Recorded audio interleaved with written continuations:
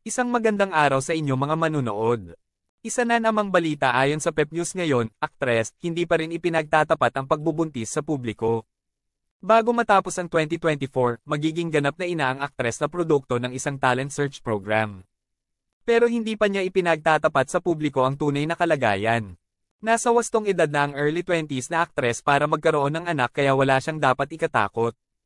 Pero marami ang nanghihinayang sa kanyang maagang pagbubuntis dahil malayo pa ang mararating niya sa entertainment industry. Marami na ang nakakaalam na buntis ang aktres pero tikom ang kanilang mga bibig dahil alam nilang wala sila sa posisyon para pangunahan siya sa pagsisiwalat sa katotohanan. Pending drama series. Isa ang aktres sa mga pangunahing bida sa television drama series na walang katiyakan kung kailan mapalalabas dahil sa sitwasyon niya.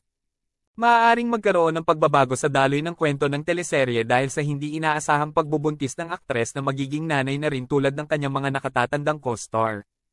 Alam na ng mga namamahala sa entertainment career ng aktres na buntis ito at nakatakdang magsilang ng sanggol 2 buwan mula ngayon pero tahimik pa rin sila. Please don't forget to subscribe TNT Trends and to our channel, click the notification bell to notify you in our next video. And please like and share and comment down below. Thank you for watching.